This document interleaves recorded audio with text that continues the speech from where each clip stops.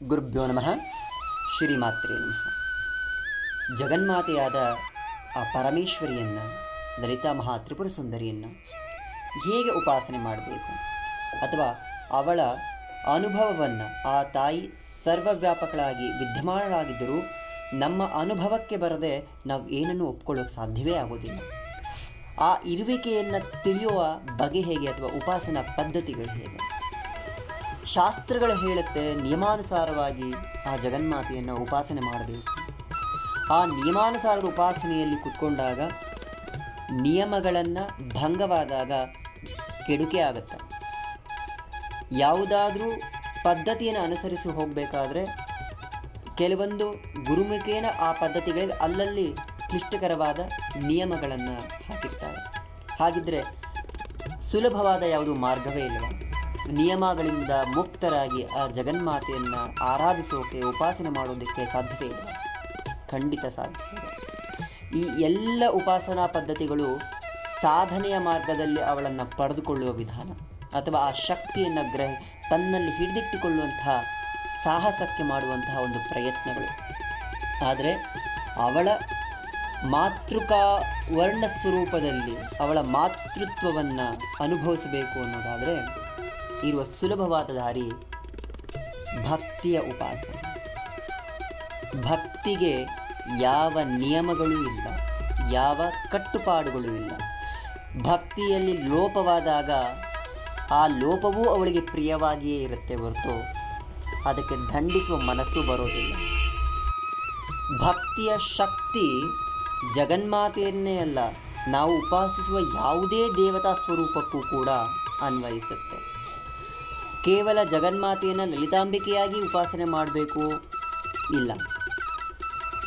ಪ್ರತಿಯೊಂದು ಕ್ಷೇತ್ರದಲ್ಲೂ ಅಥವಾ ಗ್ರಾಮ ದೇವತೆಗಳಾಗಿ ಯಾವ್ಯಾವ ದೇವತೆ ಇದ್ದಾರೋ ಎಲ್ಲವೂ ಅವಳೇ. ಲಲಿತಾ ಸಹಸ್ರನಾಮದಕ್ಕೆ ಅದನ್ನು ಉಲ್ಲೇಖಿಸಿ ಹೇಳ್ತಾರೆ, ಕ್ಷೇತ್ರಜ್ಞ ಪಾಲಿನಿ. ಪ್ರತಿಯೊಂದು ಕ್ಷೇತ್ರಗಳಲ್ಲಿಯೂ, ಪ್ರತಿಯೊಂದು ರೂಪಗಳಲ್ಲಿಯೂ ಆ ತಾಯಿ ವಿದ್ಯಮಾನಳಾಗಿರ್ತಾಳೆ. ನಾವು ಉಪಾಸಿಸುವ ಕಾಳಿಯೋ, ದುರ್ಗಿಯೋ, ಅನ್ನಪೂರ್ಣೆಯೋ, ಶಾರದಾಂಬೆಯೋ ಎಲ್ಲವೂ ಅವಳದ್ದೇ ಸ್ವರೂಪಗಳು. ಸರ್ವರೂಪಮಯೀ ದೇವಿ, ಸರ್ವಂ ದೇವಿಮಯಂ ಜಗತ್. ಇಡೀ ಜಗತ್ತೇ ಅವಳ ಸ್ವರೂಪ. ನಮಗೆ ಇಷ್ಟ ಬಂದಂತೆ ನಾವು ಅವರನ್ನು ಉಪಾಸಿಸ್ತೇವೆ. ನನಗಿಷ್ಟವಾದ ರೂಪದಲ್ಲಿ ಅವಳನ್ನು ನೋಡ್ತಾ ಹೋಗ್ತೇವೆ. ಅದು ಭಕ್ತಿ. ಆ ಭಕ್ತಿ ಅನ್ನುವ ಉಪಾಸನಾ ಆದಿಯಲ್ಲಿ ಹೇಗೆ ಹೋದರೂ ಅವಳ ಅನುಗ್ರಹ ಪ್ರಾಪ್ತಿಯಾಗುತ್ತೆ ಹೊರತು ಕೆಡುಕಾಗುವುದಿಲ್ಲ. ಆ ಭಕ್ತಿಗೆ ಬೇಕಾದದ್ದು ಶರಣಾಗತಿ. ಶರಣಾಗತನಾಗದೆ ಏನೂ ದೊರಕೋದಿಲ್ಲ. ಶರಣಾಗತಿ ಇದ್ದಾಗ ಜಗನ್ಮಾತೆ ತನ್ನ ಇರುವಿಕೆಯನ್ನು ತೋರಿಸ್ತಾ ಹೋಗ್ತಾಳೆ. ಎಲ್ಲವೂ ನೀನೇ, ಎಲ್ಲವೂ ನೀನೇ ಅನ್ನುವಾಗ ನಾನಿದ್ದೇನೆ ಅಂತ ಅವಳು ಓಡಿ ಬರ್ತಾಳೆ. ಪ್ರತಿಯೊಂದು ಕಾರ್ಯಗಳಲ್ಲಿಯೂ ನೀನಿದ್ದೀಯಾ ಅನ್ನುವಾಗ ಆಕೆ ಬರಲೇಬೇಕು, ಜಾಗೃತಗೊಳಿಸಲೇಬೇಕು ತನ್ನ ಶಕ್ತಿಯನ್ನು. ಸುಪ್ತ ಪ್ರಾಜ್ಞಾತ್ಮಿಕ ತುರ್ಯ ಸರ್ವಾವಸ್ಥ ವಿವರ್ಜಿತ. ಸುಪ್ತವಾಗಿರುವಂಥ ಸ್ಥಿತಿಯಲ್ಲಿಯೂ, ಪ್ರಜ್ಞಾತ್ಮಕವಾದ ಸ್ಥಿತಿಯಲ್ಲಿಯೂ ಅವಳನ್ನೇ ಚಿಂತಿಸುತ್ತಾ ಇದ್ದರೆ ತುರ್ಯಾವಸ್ಥೆ ತನ್ನಂತಾನಾಗಿ ಅದು ಬರ್ತಾ ಹೋಗುತ್ತೆ. ಜಗನ್ಮಾತೆಗೆ ಬೇಕಾದದ್ದು ಪ್ರೀತಿ. ಆ ಅಂಬಿಕೆಯನ್ನು ನಾವು ಎಷ್ಟು ಗಟ್ಟಿಯಾಗಿ ಹಿಡಿದಿದ್ದೇವೆ ಅವಳ ಚರಣಗಳನ್ನು ಅನ್ನೋದನ್ನು ಮಾತ್ರ ನೋಡ್ತಾಳೆ ವಿನಃ ನಿಯಮಗಳನ್ನು ನೋಡೋದೇ ಇಲ್ಲ. ಶ್ರೀಚಕ್ರದ ಉಪಾಸನೆಯಾಗಲಿ, ಶ್ರೀಚಕ್ರದ ಆರಾಧನೆಯನ್ನಾಗಲಿ ಮಾಡೋದಕ್ಕೆ ನವಾವರಣ ಪೂಜೆಗೆ 3 ರಿಂದ 4 ಗಂಟೆ ಸಮಯ ಹಿಡಿಯುತ್ತೆ. ನಿಯಮಾನುಸಾರವಾಗಿ ಮಾಡಬೇಕು ಅನ್ನೋವಾಗ ಒಂದು ಸಣ್ಣ ಮನೆಯಲ್ಲಿ ಯಾರೋ ಶ್ರೀಚಕ್ರದ ಫೋಟೋ ಇಟ್ಕೊಂಡು ಪೂಜೆ ಮಾಡುವವರಿಗೆ ನೀನು 4 ಗಂಟೆ ಪೂಜೆ ಮಾಡು ಅಂದರೆ ಅದು ಅಸಾಧ್ಯ. ಭಕ್ತಿಯಿಂದ ನೀನು ಒಂದು ಹೂವನ್ನು ಸಮರ್ಪಿಸಿ ಅವಳಿಗೆ ಶರಣಾಗತಳಾಗಿ ಕಾಪಾಡಮ್ಮ ಅಂದರೆ ಅದು ನವಾವರಣ ಪೂಜೆಗೆ ಸಮವಾಗಿರುತ್ತೆ. ಅದೇ ಭಕ್ತಿಯ ಶಕ್ತಿ. ಸಮರ್ಪಣೆ ಹಾಗೂ ಶರಣಾಗತಿ ಆ ತಾಯಿಯಲ್ಲಿದ್ದಾಗ ನಾವು ಬೇಡುವುದೇ ಬೇಡ, ಎಲ್ಲವೂ ಅವಳೇ ನೀಡ್ತಾ ಹೋಗ್ತಾಳೆ.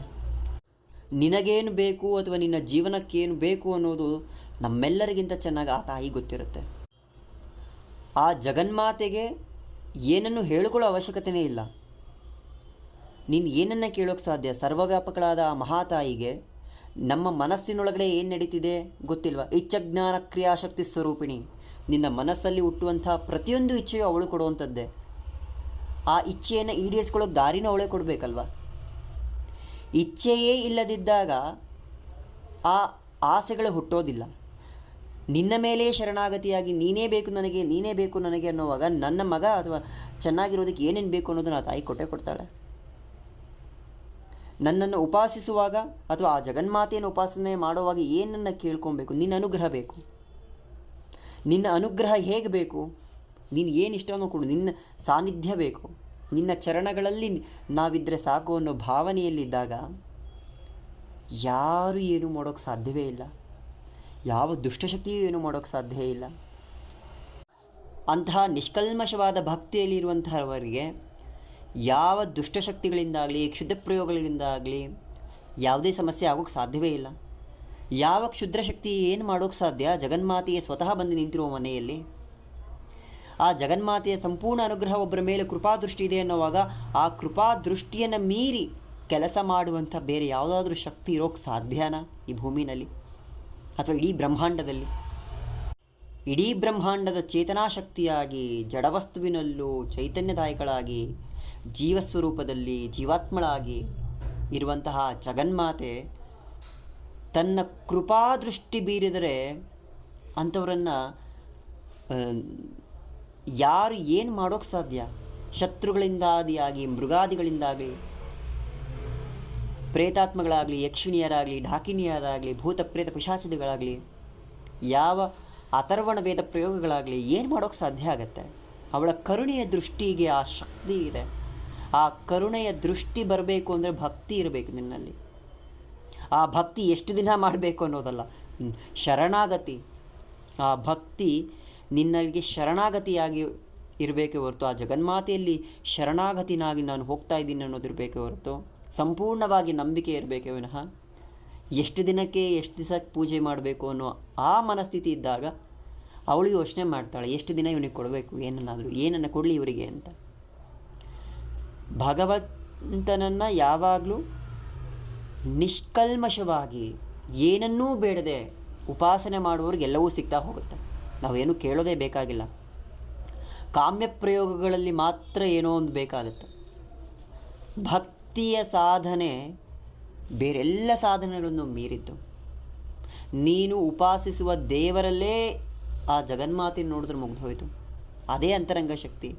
ಆ ಎಲ್ಲ ಶಕ್ತಿಗಳ ರೂಪಗಳಲ್ಲಿ ನಿಹಿತಳಾಗಿ ಕಾಪಾಡ್ತಾ ಇರೋದು ಆ ಪರಬ್ರಹ್ಮ ಸ್ವರೂಪಿಣಿ ಲಲಿತಾಂಬಿಕೆಯು.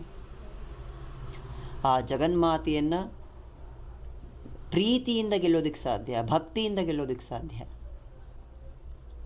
ಪ್ರೀತಿ ಭಕ್ತಿಯ ಜೊತೆಗೆ ಶರಣಾಗತಿ ಬಹಳ ಮುಖ್ಯವಾಗಿರುತ್ತೆ.